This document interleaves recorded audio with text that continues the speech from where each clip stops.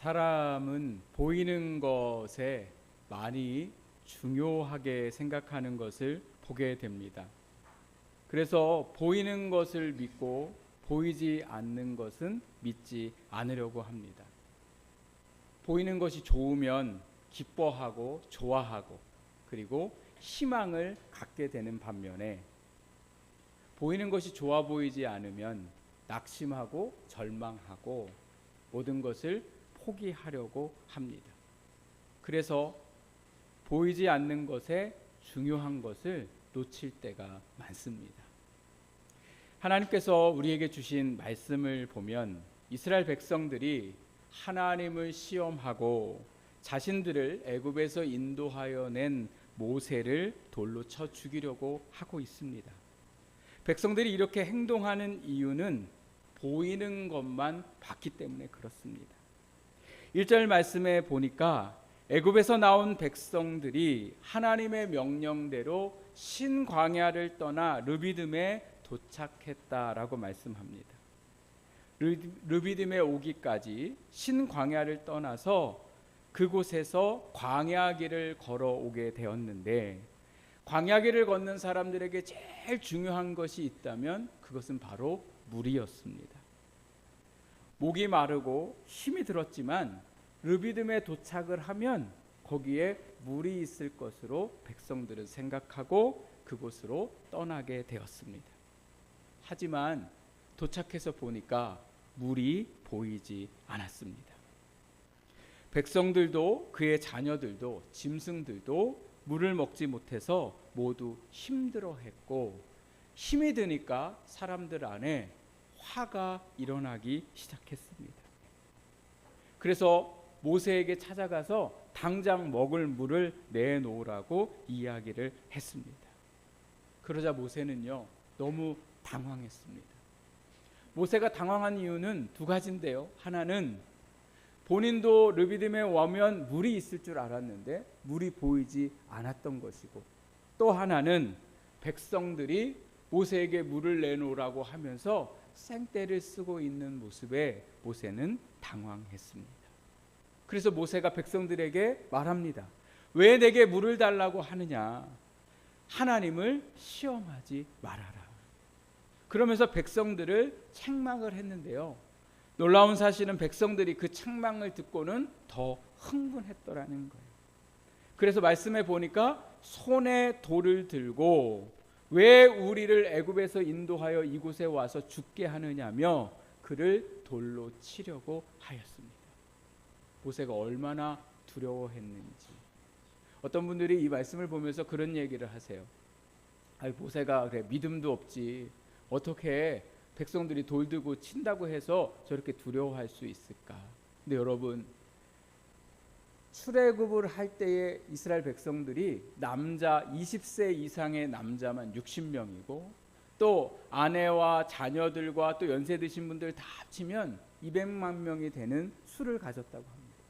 근데 생각해 보세요. 그 사람들이 돌을 들고 모세를 죽이려고 했으니 모세가 얼마나 당황했겠습니까? 백성들이 이렇게 하나님을 시험하며 모세를 죽이려고 하는 이유가 있었습니다. 그 이유의 하나는 하나님의 명령하시는 곳으로 왔는데 물이 없었기 때문에 그렇습니다. 백성들은 당연히 하나님이 가라고 하셨으니 그곳에 가면 물이 있을 것으로 생각했습니다. 그래서 그들은 하나님의 말씀에 순종하고 뜨겁고 힘든 광야의 길을 르비딤까지 걸어왔습니다. 그런데 하나님의 명령인 곳에 왔는데 물이 보이지 않아서 흥분했고, 또 하나는 르비딤이라는 그 이름의 뜻 때문에 흥분했습니다. 르비딤이라는 이 뜻은 시원케 하다라는 뜻입니다. 그리고 원래는 이 르비딤이 그 광야길을 걷는 사람들에게 물을 제공해 주고 쉴 수 있는 장소를 제공해 주는 곳이 르비딤이었는데, 당연히 그 이름을 생각하고 그곳에 가면 물이 있을 거라고 생각했는데 와서 보니까 가뭄으로 인해서 물은 다 말라 있고 그들 눈에 온통 보이는 것은 바위밖에 보이지 않았습니다. 있어야 할 물은 보이지 않고 온통 맨 땅과 돌밖에 보이지 않자 그들이 하나님을 시험하고 모세를 죽이려고 했습니다. 3절 말씀을 보면요, 그들이 이렇게 얘기합니다. 우리 자녀도 죽을 것 같고 또 가축도 목이 말라서 우리가 죽게 되었다. 아직 물이 없어서 죽은 사람도 없고 자녀도 죽지 않고 짐승도 죽지 않았습니다. 근데 그들 눈에 물이 없는 것을 보니까 이제는 뭐예요? 우리는 살지 못하고 죽을 것이다 라고 그들은 생각하게 되었더라는 거예요. 안 죽었음에도 불구하고, 아직 아무 일도 일어나지 않았음에도 불구하고 그들이 삶을 포기하고 하나님을 잃어버렸어요. 하나님이 르비딤에 오기까지 그들을 어떻게 인도하셨습니까? 애굽에서 구원하셨고 홍해 바다에서 구원하셨고 또 마라라는 곳으로 가서 물을 먹으려고 했는데 그 물이 써서 먹지 못할 때에 하나님께서 그 물을 단물로 바꾸시는 일들을 백성들이 경험했음에도 불구하고 그 하나님의 놀라우신 은혜들을 싹 다 잊어버렸어요. 왜요? 눈에 보이는 물이 없는 그 환경 때문에. 사랑하는 여러분, 시대를 거치면서 점점 스스로 목숨을 끊는 사람들이 많아지고 있습니다. 왜 이런 문제가 생겼을까? 여기에 여러 사회적인 원인들이 있습니다. 최근에도 젊은 연예인이 목숨을 끊는 일들이 일어나게 됐는데 그 이유가 어디에 있습니까? 비난 때문에 그렇습니다. 사람들의 비난이 이 연예인의 마음을 멍들게 하고 아프게 만들어서 그 연예인이 스스로 목숨을 끊는 이러한 무서운 일들이 일어나게 되었습니다. 그런데 여러분, 오늘 이 연예인이 보지 못한 것이 하나 있죠. 본 것마가 전부인 것으로 생각한 것. 그게 바로 뭐예요? 비난만 받기 때문에 그래요. 근데 사실 이 여인 옆에는 수많은 사람들이 걱정하고 염려하고 응원하고 이 부모로부터 시작해서 많은 사람들이 그들을 응원했음에도 불구하고 이 연예인이 뭐만 봤어요? 자기를 비난하는 글만 봤기 때문에 그렇더라는 거예요. 그래서 살 마음이 없어졌습니다. 연예인들만이 아니죠. 지금 대한민국을 보십시오. 너무나 혼란스럽고 어려운 가운데 대한민국이 있습니다. 이렇게 된 이유가 어디 있습니까? 보이는 것만 보기 때문에 그래요. 보이는 것만 믿어요. 내가 보는 것, 내가 생각하는 것만 맞다고 생각하고 저 반대편에 서 있는 사람들이 말하고 이야기하는 것에는 전혀 볼 생각도 않고 들을 생각도 안 하더라는 거죠. 그러다 보니까 어떻게 됩니까? 그 안에 싸움이 일어나고 그 안에 갈등이 일어나고 그래서 서로를 죽이려고 하는 이 무서운 세상이 되어버렸음을 볼 수가 있습니다. 보이는 것만 보고 믿고 사는 사람들 중에는 예수를 믿는 우리도 포함이 됩니다. 제가 목회를 하면서 초신자분들이 교회에 등록을 하는 과정들을 바라보면 참 안타까운 일들이 많이 있습니다. 제가 저희 교회에 부임을 해서도 초신자분들이 등록을 할 때에 그 오시는 분들이 왜 교회를 오셔서 등록을 하는가 이렇게 보면 예수님을 정말 잘 믿어보려고 해서 오시는 것보다는 자신의 인생의 문제를 좀 예수님이 해결해 줬으면 좋겠다. 누가 교회 가면 자기 문제가 해결된다고 하니까 자기가 와서 한번 자기의 문제를 해결해 보려고 교회를 오게 됩니다. 그래서 와서요, 새가족 5주과정도 잘 참석하시고 주일 예배도 안 빠지시고 또 어떤 분들은 믿음이 아직 없음에도 불구하고 또 누군가 새벽 기도 가서 기도하면은 하나님이 그 문제를 해결해 주신다는 말을 들어서 새벽 기도도 열심히 나오십니다. 근데 시간이 얼마 지나고 나면 그 모든 열심히 했던 신앙생활을 멈추게 되는 것을 볼 수가 있어요. 그리고 아예 교회를 떠나게 되는 일들도 많이 일어납니다. 왜 그랬을까요? 여전히 그들이 하나님이 자기에게 원하는 대로 해주실 줄 알고 열심을 내었는데 열심을 낸 것과 다르게 결과가 좋지 않았기 때문에 그렇습니다. 오히려 더 안 좋은 상황에 이르게 되었기 때문에 기도를 해도 소용이 없구나. 교회를 나와도 매 마찬가지구나. 이런 마음이 드니까 현실 속의 문제만 바라보고 교회를 떠나게 되었습니다. 신앙생활을 열심히 하는 분들, 신앙의 경력이 있는 분들도 매 마찬가지입니다. 내가 하나님을 믿고 열심히 헌신하고 믿음으로 살아가면 하나님께서 내 삶에 역사하시고 내가 원하는 대로 응답하시고 내 삶을 좋은 길로 좋은 결과를 주시겠지라고 생각하지만 오늘 내가 원하는 결과가 일어나지 않으면 오늘 우리는 어떻게 됩니까? 낙심하고 좌절할 수밖에 없게 되더라는 거죠. 김용희 선교사님이라는 분이 계십니다. 이 선교사님이 하시는 선교 사역이 되게 특이한데요. 무슨 사역을 하시냐면 외국에 나가셔서 선교 사역을 하는 그 선교사님들을 한국에 못 들어오게, 선교지에서 못 도망가게 하시는 사역을 하게 되더라는 거예요. 그래서 어떻게든 너무 선교 사역이 힘이 들어서 거기를 떠나가지고 이제 다른 곳으로 가려고 하는, 도망치려고 하는 선교사님들을 찾아가 가지고는 못 도망가게 하고 그들이 원하고 그들이 바라는 대로 선교 사역을 잘 도와주고 무엇보다 그들에게 다시금 선교사의 사명을 감당할 수 있도록 그들을 격려하는 일들을 하게 되는데, 여러분 선교사님들이 선교사로 부름을 받을 때에 저희가 부르는 찬송가처럼 하나님이 부르시는 곳은 어디든 아골골짝이라도 가겠다라고 이야기를 하고 선교사로 헌신하게 되거든요. 근데 가서 왜 그곳에서 선교 사역을 하지 못하고 포기하고 도망갈까? 왜 그랬을까요? 내가 생각한 선교지가 아니기 때문에 그래요. 내가 선교사로 가면 많은 사람들이 내가 전하는 복음을 듣고 예수님을 믿을 것이라고 생각하고, 내가 선교지에 가서 선교를 하면 하나님께서 그곳에 부족한 것도 채우시고 역사하실 줄 그렇게 알고 선교지에 갔는데 가보니까 현실이 완전히 다르더라는 거예요.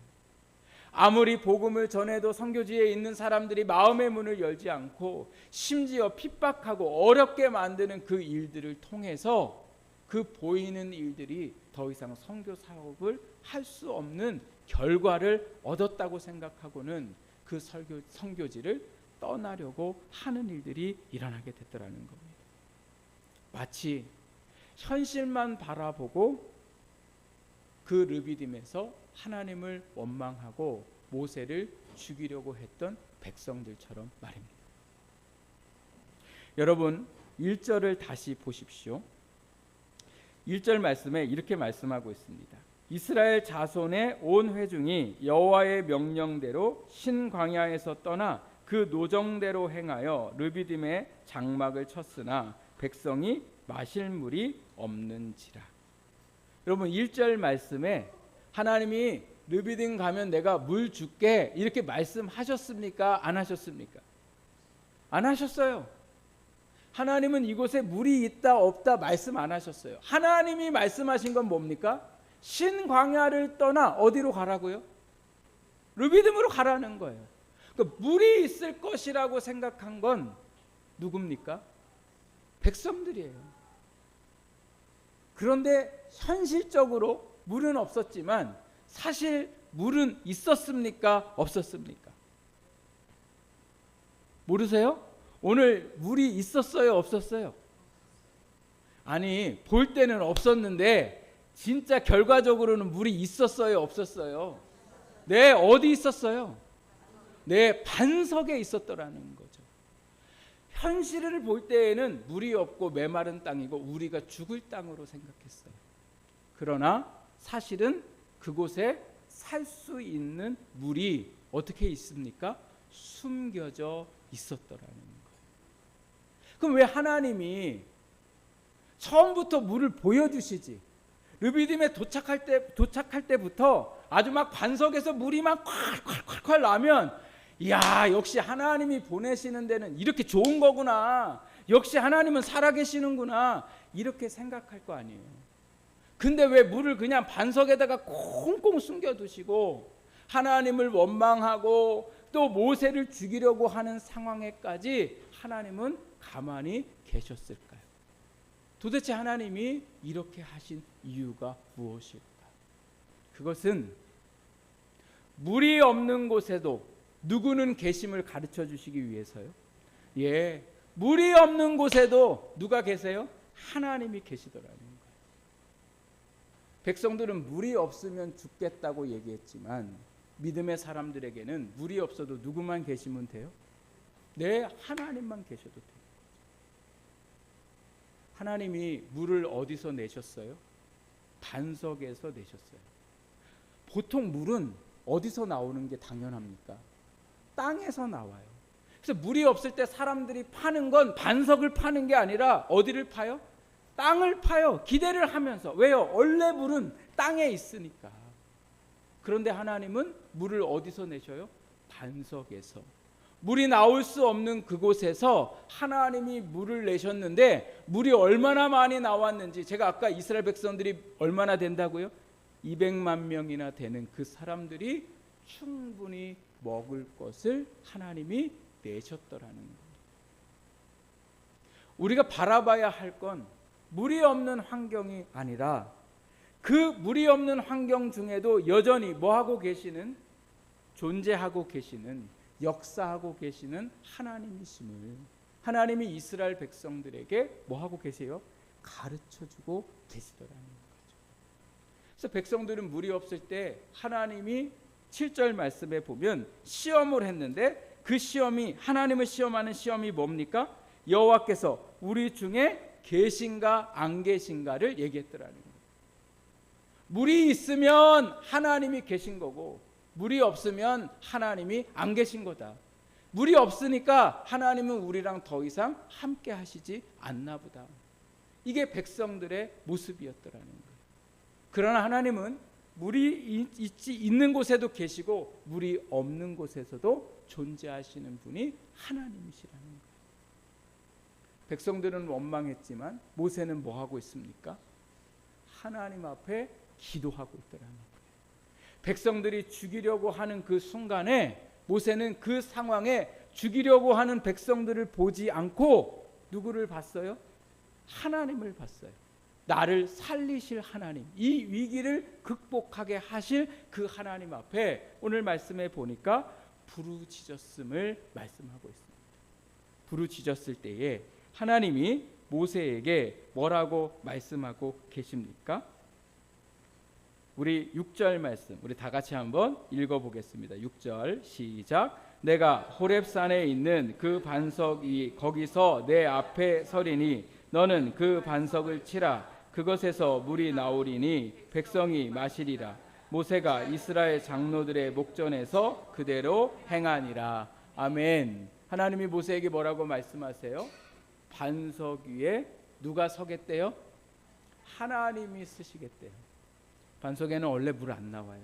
그러나 물이 안 나오는 그곳에 하나님이 서 계시면 어떤 역사가 일어납니까?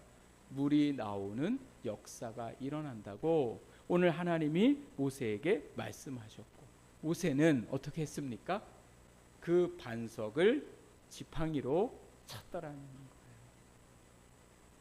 만약 우리 같았으면요, 하나님 지금 땅을 파도 물이 안 나오는데 땅을 파라고 하셔야지 반석을 물로 지팡이로 치라고 하시면 되겠습니까? 어떻게 하나님은 하시는 것마다 불가능한 일들을 하라고 하십니까? 이게 바로 오늘 우리의 모습인 거죠. 그런데 모세는 어떻게 했어요? 말씀을 믿고 반석을 지팡이로 쳤고 하나님께서 그 속에서 물이 나오게 하셨더라는 거죠. 이사야 55장 8절에서 9절에 보면 하나님이 이렇게 말씀하세요. 이는 내 생각이 너희 생각과 다르며 내 길은 너희의 길과 다름이니라. 여호와의 말씀이니라. 이는 하늘이 땅보다 높음 같이 내 길은 너의 길보다 높으며 내 생각은 너희 생각보다 높으리라. 아멘. 우리의 생각과 하나님의 생각은 다릅니다. 우리가 보고 생각하고 판단하는 것보다 그 보이지 않는 곳에서 역사하실 하나님의 놀라운 일들은 우리가 상상할 수 없을 정도로 크고 놀라운 줄 믿습니다. 그래서 우리가 해야 할 일은 보는 것을 보면서 어떤 것을 판단하고 결정하고 그것에 치우쳐서 마음이 연약해지고 힘들어질 게 아니라 그 안에 역사하실 하나님을 보는 거죠. 몸이 너무 아파요. 왜 아픈지 정확하게 모르겠어요. 그래서 약도 찾아서 먹고 병원도 가게 되는데 여전히 병이 낫지 않는 것 같습니다. 그때 우리는 보이는 현상을 보고 걱정하고 염려해요. 혹시 내가 잘못되는 게 아닐까. 그러나 우리가 바라봐야 할 건 뭐예요? 그 질병 중에도 역사하실 하나님을 바라보는 겁니다. 경제적으로 너무 어렵습니다. 어떻게 이 어려움들을 내가 해결해 나가야 할지 도대체 살 소망이 생기지 않을 때에도 경제적인 어려움을 바라보는 게 아니라 그 어려움 속에 역사하실 하나님을 바라보는 거죠. 어떤 분이 직장을 갔는데 어떤 사람이 너무너무 골치 아프게 하는 거예요. 저 사람이 좀 떠나면 좋겠는데 저 사람은 안 떠날 사람이에요. 그러니 내가 떠나기는 힘들고 그 사람을 떠나보내는 것도 더 힘들어요. 그래서 제가 기도하라고 말씀을 드렸어요. 기도해 보세요. 에이, 기도한들 그 사람이 나가겠습니까? 제가 나가겠습니까? 여러분, 그렇게 기도 안 하면 계속 뭐예요? 힘들어요. 근데 역사하실 하나님을 바라보고 기도하면 하나님이 그 속에 반드시 뭐 하세요? 역사하시더라는 거예요. 진짜 그 사람을 내보내든지 아니면 나를 나오게 하든지 아니면 그 모든 것들을 감당할 수 있는 믿음을 주시든지. 힘들고 어려운 일들에 우리가 걱정하고 염려할 게 아니라 하나님은 그 힘들고 어려운 일들 속에 역사하심을 오늘 우리가 믿고 모세처럼 어떻게 해요? 그 하나님 의지하고 그 하나님 바라볼 때에 하나님께서 반석에서 생수의 역사가 흘러나오게 하실 줄 믿습니다. 예수님께서 이 땅에 오셔서 십자가를 지실 때에 이사야 53장에 보면 예수님의 모습에 대해서 말씀하고 계세요. 예수님의 모습이 어떠했는가? 마른 땅에 메마른 풀과 같았다. 이렇게 말씀하세요. 이 말씀은요, 누가 봐도 예수님은 온 인류를 죄에서 구원할 사람처럼 보였다, 안 보였다? 안 보였더라는 거예요. 안 보였어요. 저런 사람이 무슨 우리를 구원할 수 있어. 그래서 예수님이 십자가에 달려 죽으실 때에 유대인들과 그 앞에 사람들이 예수님을 막 조롱하잖아요. 뭐라고? 십자가에서 한번 내려와 봐라. 너가 너를 구원하고 우리를 구원할 수 있다면 한번 내려와 봐라. 왜 그래요? 전혀 예수님을 볼 때에 그렇게 할 힘이 없었더라는 거예요. 그러나 하나님은 그 보이지 않는 그곳에 뭐를 준비하셨어요? 죽음 안에 부활을 준비하셨고 그 연약해 보이는 예수님을 통해서 온 인류를 구원하시는 역사가 일어나게 하셨습니다. 그 죽음의 현장에 뭐가 동시에 존재하고 있었어요? 부활이 존재하고 있었더라는 거예요. 영적으로 바라보면 이 반석은 누구예요? 예수 그리스도예요. 저희가 예수로 삽니다. 이 주제를 가지고 올 한 해를 살아가잖아요. 예수 믿는들 뭔 소용 있겠어? 기도한들 뭔 소용 있겠어? 믿음으로 산들 뭔 소용 있겠어? 우리의 현실이 이런다. 그러나 그 속에 예수님이 임마누엘 우리와 함께 계심을 믿을 때 우리는 반석에서 생수의 역사가 일어남을 보게 될 줄 믿습니다. 저희 둘째 아이가 운동을 이제 하면서 중학교 3학년 때 중학교에서 그래도 좀 잘한다 이런 아이였습니다. 근데 그 잘하는 아이가 고등학교로 진학을 하니까 형들이 다 주전인 거예요. 그러니까 자기가 뛸 수가 없으니까요. 너무 알면서도 불구하고 1학년인데 알면서도 불구하고 너무 뛰고 싶은 거예요. 너무. 그래갖고 애가요 풀이 죽어 있어요. 근데 겨울에 동계훈련을 가야 되는데 너 나 가봤자 뭐 할 것도 없고 뭐 막 이렇게 얘기해요. 그래서 제가 그랬어요. 포기하지 마. 하나님이 어떻게 하실지 몰라. 너는 열심히만 해. 하나님 의지하고 열심히만 해. 1학년 때 못하면 2학년 때 하면 되지. 이렇게 얘기를 했는데요. 그래서 이 아이가 이제 그래 알았어요 이렇게 하고서 동계훈련을 갔는데 여러분 놀라운 일들이 일어났어요. 저희 아이가 해야 할 포지션에 그 선수가요 부상을 입어가지고 그 동계훈련 가가지고 저희 아이가 주전이 됐어요. 주전이 돼서 1학년 때부터 이제 열심히 경기를 했거든요. 근데 지금 이제 2학년인데 2학년이 되니까요 얘 자리를 고등학교 3학년 형이 대학을 진학을 해야 돼서 얘 자리로 왔어요. 내 자리를 뺏겼어요. 제 아들이 그래요. 자기 다 이해한다고. 근데 얼굴을 보면 이해하는 게 아니에요. 얼굴은 못 이해해. 왜냐하면 내 자리를 뺏겼으니까. 그러니까 감독님도 너는 내년에 이 자리에 가서 하면 되니까 올해는 이 형이 진학을 해야 되니까. 그래서 등번호도 바뀌고 포지션도 바뀌었어요. 그래가지고 아이가요 실망했어요. 그래서 제가 또 얘기했어요. 사람의 일은 몰라. 하나님을 바라보고 너 3학년 때 가서 하면 되잖아. 그리고 열심히 해. 하나님 바라봐. 하나님이 지금 아니어도 나중에 역사하실 거야. 그래서 지금 경기에 나갔는데요. 그 경기에 나가가지고 형이 그 저희 아이가 했던 거를 지금 막 했어요. 그래서 벌써 이제 2번째 게임을 했는데 3번째 게임을 오늘 지금 하고 있는데 2번째 게임에 중반부터 그 형이 자기가 하던 거를 저희 아이한테 했어요. 저희 아이가 하고 있더라고요. 그래서 제가 이제 전화해서 물어봤어요. 도대체 어떻게 된 거야? 그랬더니 형이 안 하다가 하니까 발이 너무 아픈 거예요. 그래가지고 저희 아이한테 하도록 감독님이 시켰어요. 보이는 게 전부가 아닙니다, 여러분. 지금 우리의 현실이 막막하고 내가 해야 할 기회가 오지 않은 것 같고 어떠한 병도 낫지 않는 것 같고 어떠한 문제도 풀리지 않지만 중요한 건 그곳에 누가 계세요? 네, 하나님이 계세요. 우리는 하나님을 바라보고 사는 거지 문제를 바라보고 사는 사람들이 아니에요. 그때 하나님은 그곳에 역사하시고 하나님의 놀라운 생수를 우리가 마시고 살아가게 될 줄 믿습니다.